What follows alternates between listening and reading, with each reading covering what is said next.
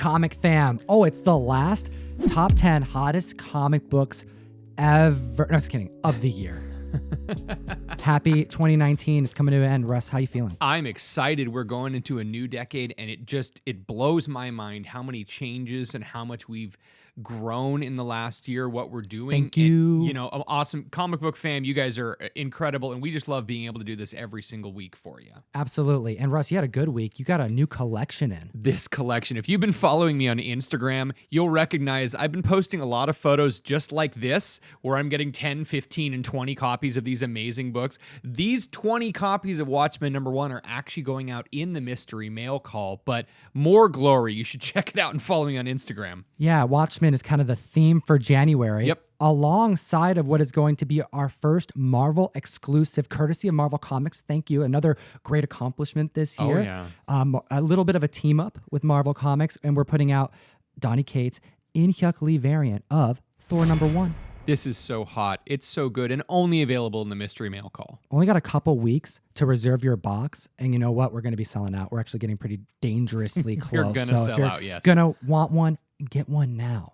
Let's jump into this list of 10 because this is a special top 10 list. We have a special top 10 for you. This is actually a collection of books from the entire last year, from 2019, and not just the hottest, not just the movers and shakers. These are the ones that we feel have staying power, have longevity, the ones that spiked and stayed there and are potentially going to stick around. Yeah, these are ones that we are going to be eyeing as collectors, as store owners, and comic enthusiasts, and we think you should too. So, number 10 on the list, we had to put some indie goodness right here. Kanto, #1. This is a great book from IDW, and when this book came out, there was an amazing amount of buzz, not necessarily because of the story, but because of the damages. Lots. There were so many copies that came out, and they were all damaged, and IDW was unable to replace those damages, so any copies that were nice looking were selling for a premium, and then people had to get second and third prints to be able to even read the story, so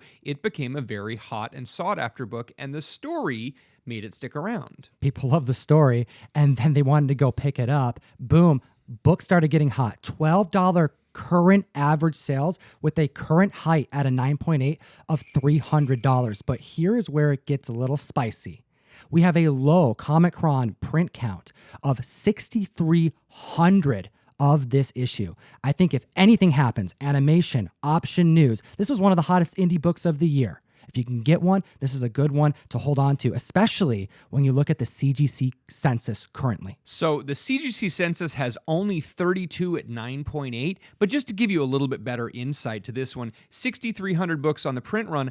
I ordered 10 copies. 6 of mine came damaged. I went to another store. They had 4 on the wall. All 4 of them were damaged. I mean, small sample size, but they were very much damaged. And the 6,300 did not take into account how many had to get returned because of damages. Big thank you to our sponsor of the show who makes everything possible here. And it was one of my favorite things that happened over the course of 2019, the team up with the premier comic book collecting app, Key Collector Comics. If you use the code TOM101, you get a free week subscription of the best app. It's going to help you with your hunt. It's going to help you in your collecting. You're going to find success. You're going to find money in long boxes that have gone missed by numerous collectors. And you know what? This damaged information on Kanto, I found out because of Key Collector. And I was up on this book and up on the book for the mystery mail call because we sent out a ton of copies of that because of Key Collector. Yes, we did. So big thank you to Nick. You make everything possible. And community,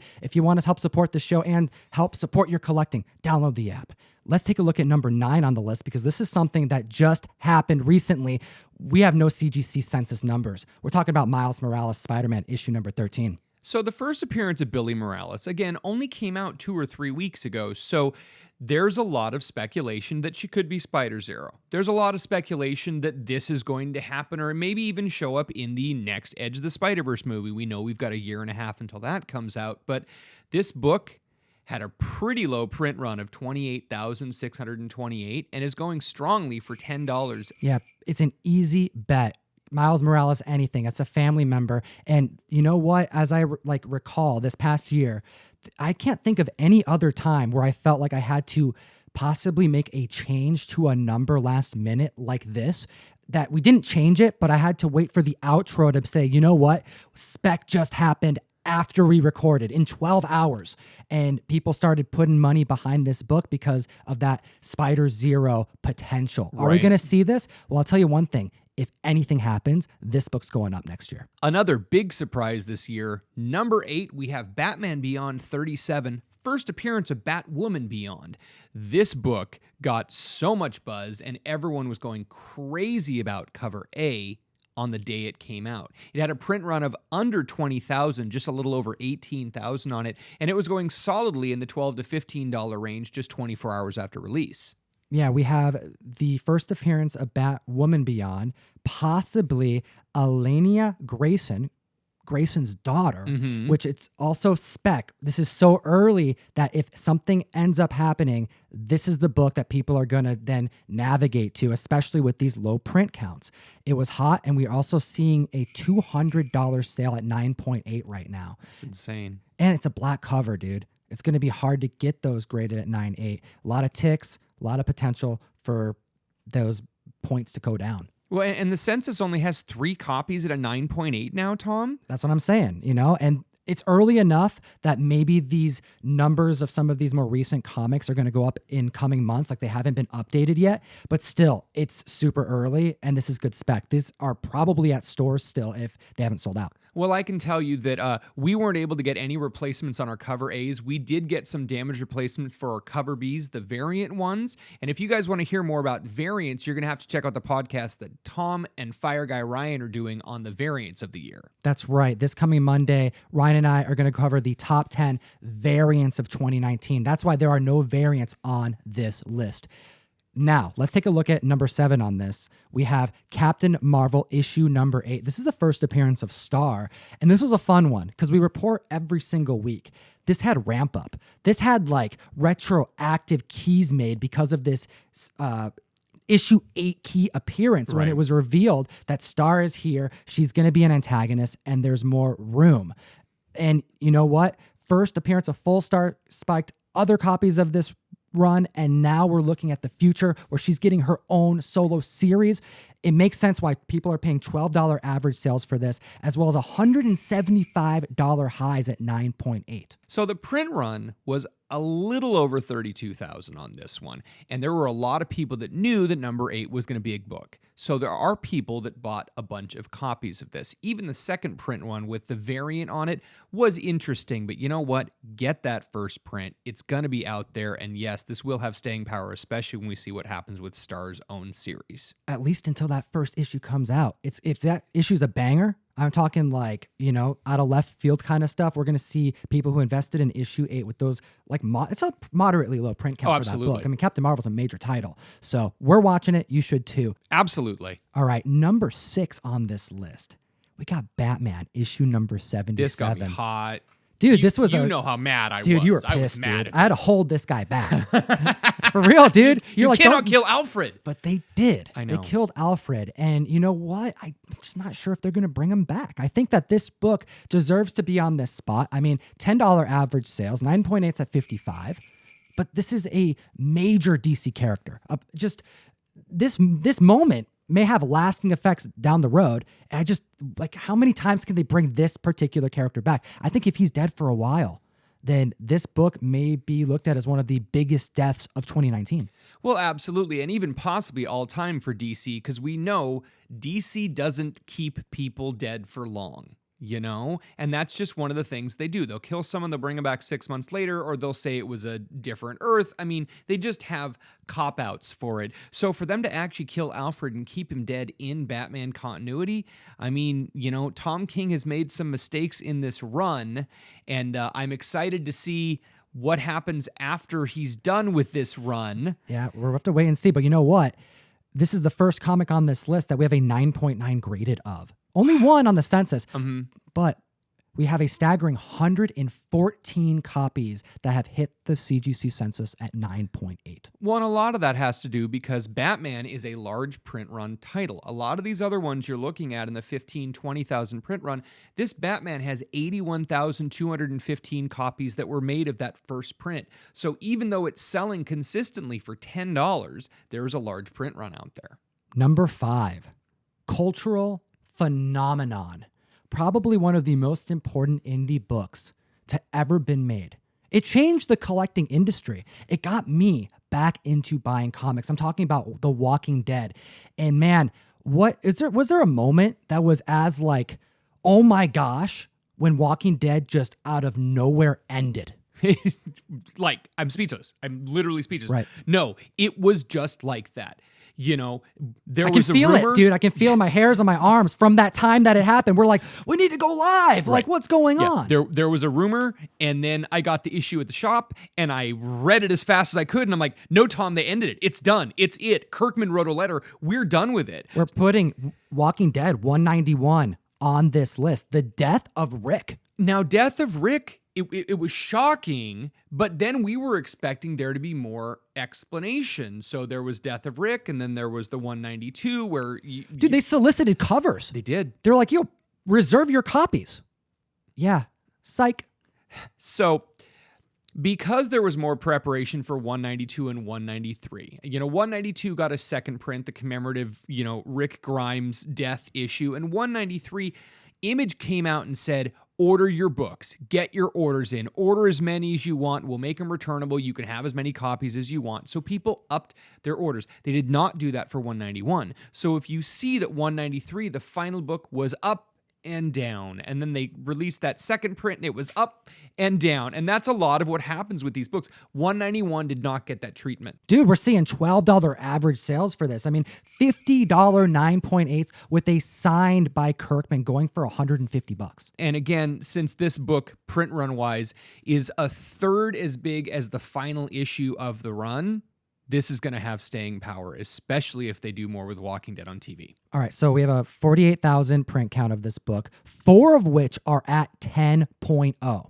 All right. Then we have a staggering 16 of which they're at 9.9 with a grand total of 380 at 9.8. This is really, really odd to me because a lot of times you get these Image books where everyone says, don't even breathe on the paper because your fingers will, Image books will get screwed up if you take them to get them signed by someone. So getting 10.0s and 9.9s, that's really unheard of, especially with an Image book. And we're seeing this show still continue on. Is Rick alive? Are they going to make a movie? I mean, we've had rumors all year. What is the direction? It's too big of a run. There has to be a Walking Dead book on this list, and it's got to be Walking Dead 191. Yep. All right, number 4 on the list, we have Marvel Comics Presents issue number 6, The Daughter of Wolverine. We have Reign. It was one of those moments similar to Captain Marvel 8, where we had this character be introduced that retroactively spiked books in the run. Oh yeah, there was this build-up, but we didn't know it was building up until it happened. And all of a sudden, you're looking at 6, and people are like, "Oh, wasn't she in 5? Oh wait, wasn't she talking since 1? And she's the narrator." And all of these other books in the run that no one ordered. Right? Yeah, no one got this. Low print run. No one was getting it. Most people who were reading Marvel Comics Presents, it wasn't anything about You want to know how low it was? How low was it, Tom? 13,000. 13 freaking thousand. We have 74 9.8s on the census currently. Wow. And those numbers seem right that, it's under 100 with a print count like that. $35 average sales for this book. But get this, 9.8's hitting a top of $275. If anything happens with this character, they do a solo run, they reintroduce her, another writer takes this character on, this book goes up. Low print count, too low. Oh, it absolutely is. And keep in mind that we have a new Wolverine series starting in February, and this would be a perfect time to bring her in. But Reign wasn't the only badass female lead to come out of 2019 to cause a ruckus in the community. I'm talking about next on the list at number 3, we have TMNT issue number 95, the first appearance of Jenica. And this is crazy because if you watch The Toys That Made Us on Netflix, there's actually a chunk about how they were talking about introducing a female turtle and it got canceled. It wasn't going to happen. I bet they're regretting that. Oh my God. Yeah. Eastman and Laird were very much like, no, we weren't going to do a female turtle. It wasn't going to happen. So the fact that Jenica came out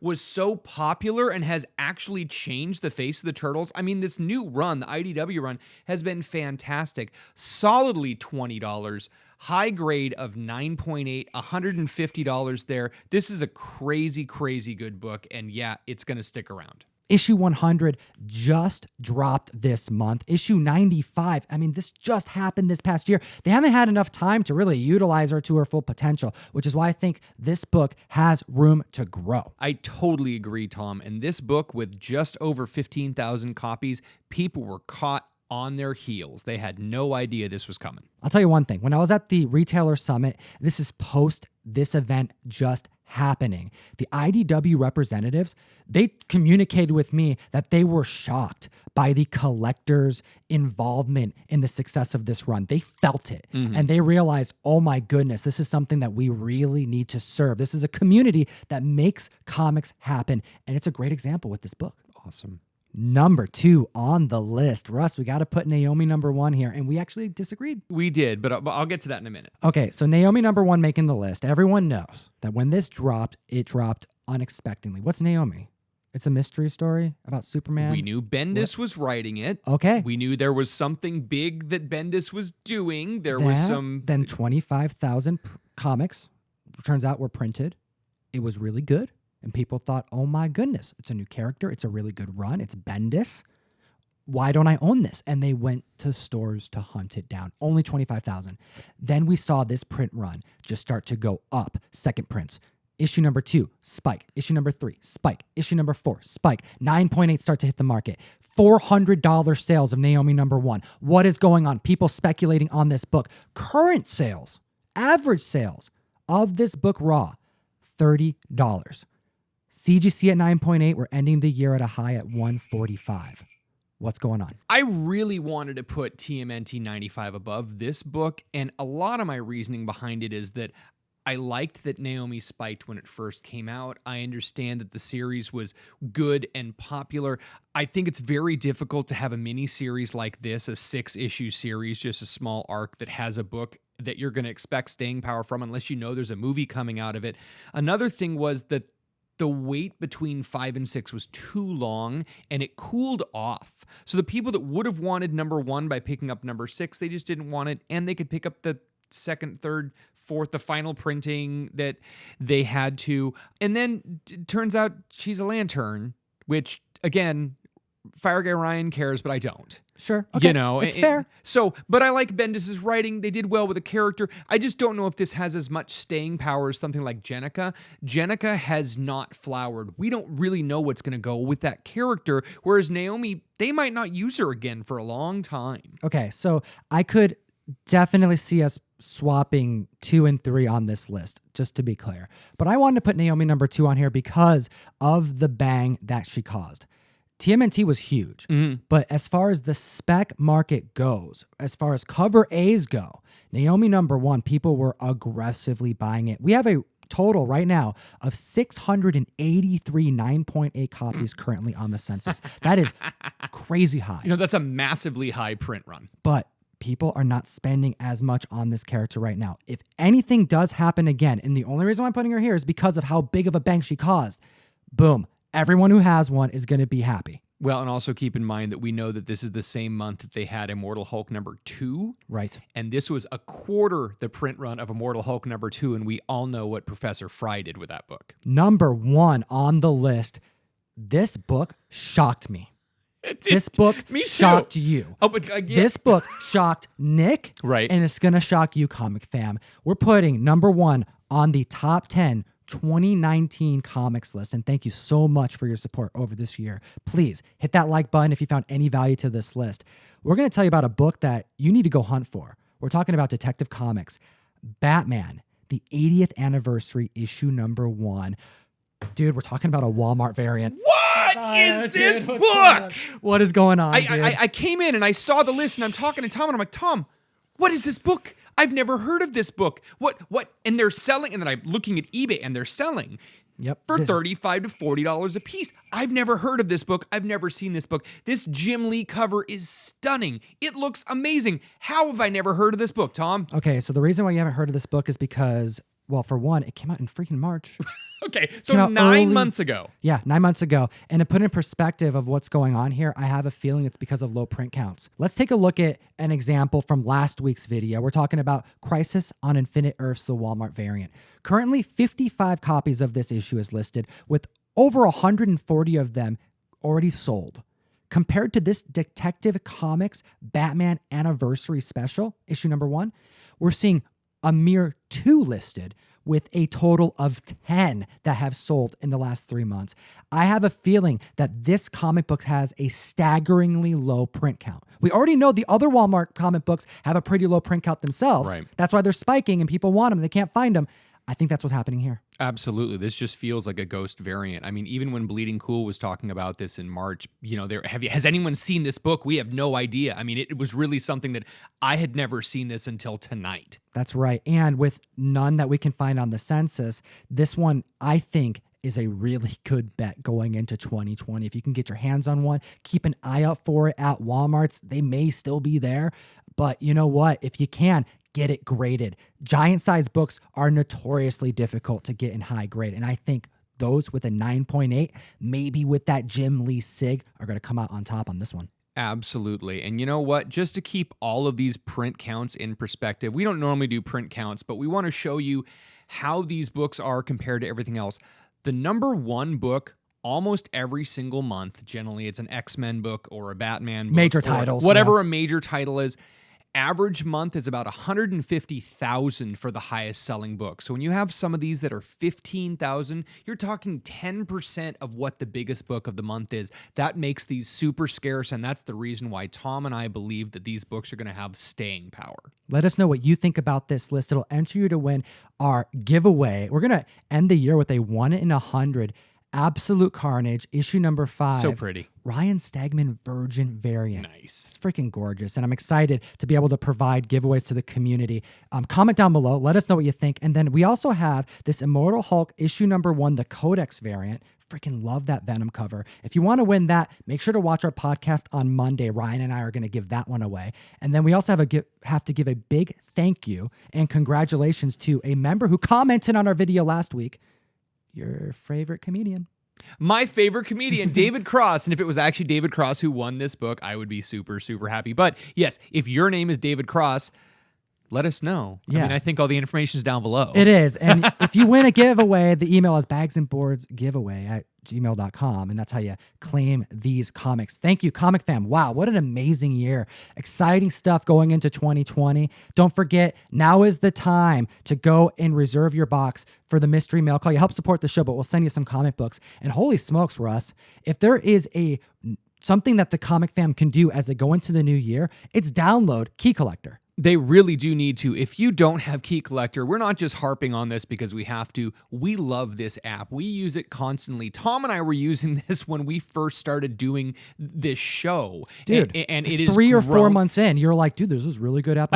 and I'm like, yeah, this is a great app. And then Nick emails me. Right. Dude, thanks for saying something about the app. I think we had 400 subscribers on the channel when Tom and I were talking about, this is a really cool app. You need to use it. And then Nick reached out, again, almost 2 years ago. To see how much this app has grown. It's amazing. And to see where it's going to be going. I mean, this is the future of comic book collecting. If you want to be up on the market, if you want to really just enhance your collecting, this is where you got to put some money into. Sign up to Key Collector. It's $2 a month. It is only $2 a month. And you know what? It's going to help you find these hidden gems you never knew even existed. This app pays for itself. Key alerts are going to be unlocked, and all you have to do is allow the notifications to happen to get that full service. Comic Fam, nothing exists like this on the market, and I cannot recommend it enough. Go download Key Collector and use the code TOM101 to unlock a free 1-week subscription and support the show. Thank you. Have a great new year. And as always, geek responsibly. Enough said. Comic Fam, we got 2 other videos for you to check out. One's right here and one's right here. One's the podcast. And one's not the podcast. You can pick whichever one you want to watch.